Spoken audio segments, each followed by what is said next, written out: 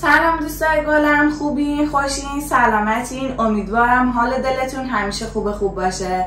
امروز اومدم با آموزش خورشت خوشمزه گیلانی، خورشت ترش کباب. برای درست کردنش نیاز داریم به مرغ، زعفران، رب گوجه، چوب دارچین، هویج، بادمجون، سیب زمینی، پیاز و گوجه و فلفل دلمه و ادویه ها نمک و فلفل و زردچوبه و نیاز داریم به پیاز سرخ شده، روغن، آب نارنج. اول مرغ رو میذاریم بپزه. زیر گل روشن میکنم. داخل مرغم که آب ریختم. حالا داخلش پیاز خرد شده، چوب دارچین،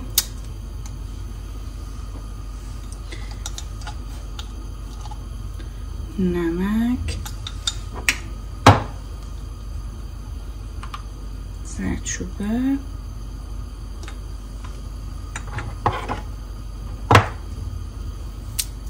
یک مقداری هم هویج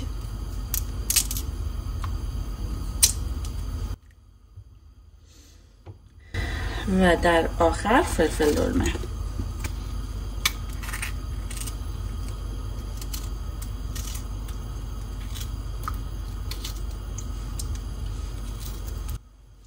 خب حالا اینو قشنگ میذاریم که بپزه. برای این ترش کباب خوشمزه بادمجون، گوجه، سیب زمینی هم سرخ میکنیم. اول بادمجون درست میکنم.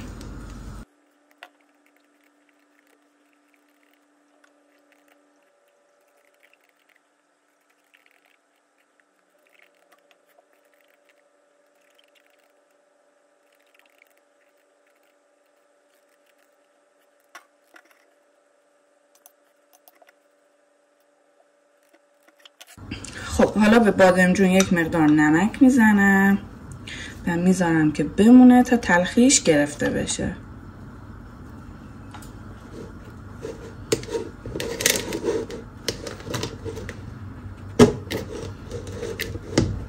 خب حالا گوجه رو خرد میکنیم.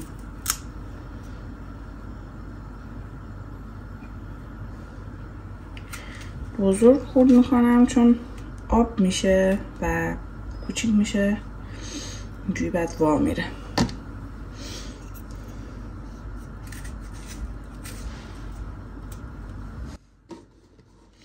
اینم از گوجه و حالا سیب زمینی.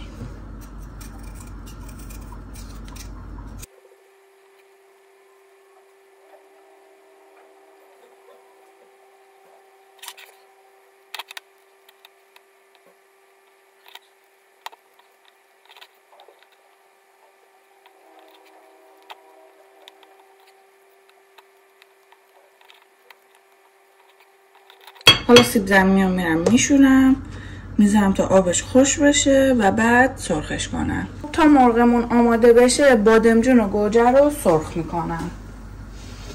یک مقدار روی گوجه نمک و زردچوبه میریزم.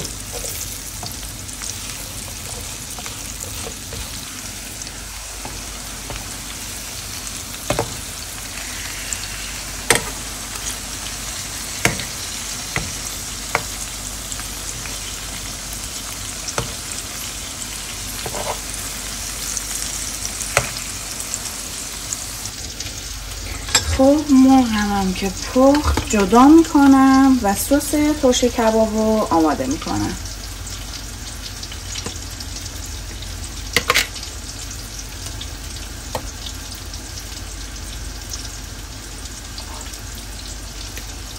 سیب زمینی که سرخ شد از روغن جدا میکنم. مرغ دیگه تو همین روغن سرخ میکنم، دیگه نیاز نیست دوباره یه مایتابه جدا بیارم دوباره روغن بریزم استفاده کنم. تو همین روغن مرغ رو سرخ میکنم. برای درست کردن سس ترش کباب اول توی حالا هر کدوم که راحتی یک مقدار روغن میریزی و حدوداً 1 قاشق نیم یا 2 قاشق رب گوجه رو سرخ میکنی.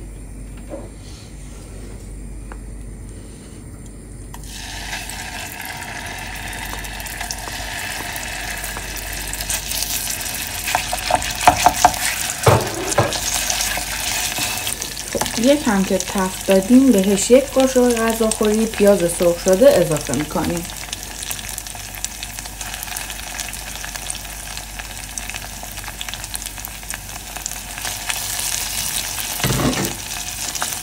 حالا خوب مخلوطش میکنیم. حالا بهش نمک و فلفل و زردچوبه میزنیم.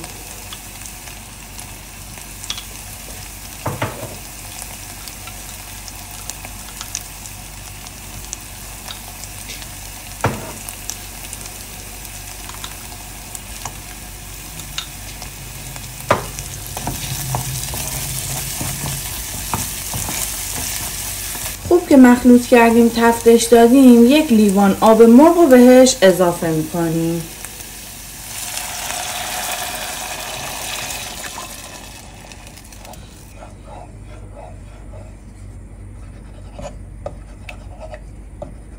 در حال جوش اومدنه 1/3 لیوان آب نارنج بهش اضافه میکنیم.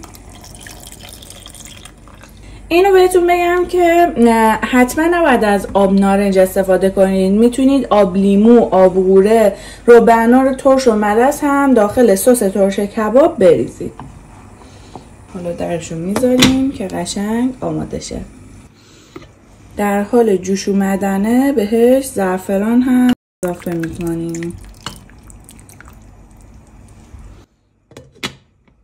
تا سس ترش کباب آماده بشه منم مرغ رو تو همون روغن سیب زمینی که بهتون گفتم سرخ میکنم.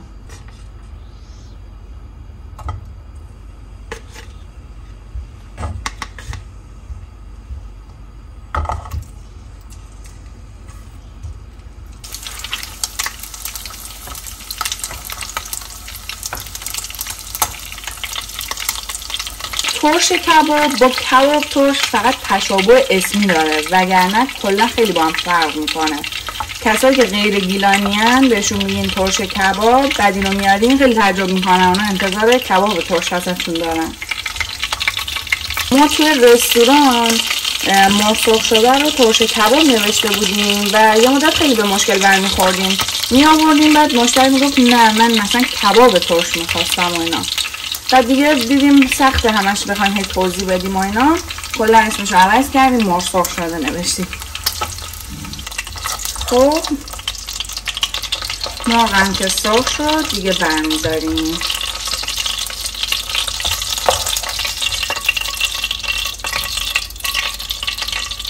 این هم از ترش کباب خوشمزه گیلانی. امیدوارم که از این آموزش لذتشو برده باشید. دوست داشتید ما رو به دوستاتون معرفی کنین. لایک، کامنت، سابسکرایب یادتون نره. تا آموزش‌های بعد خدا نگهدار.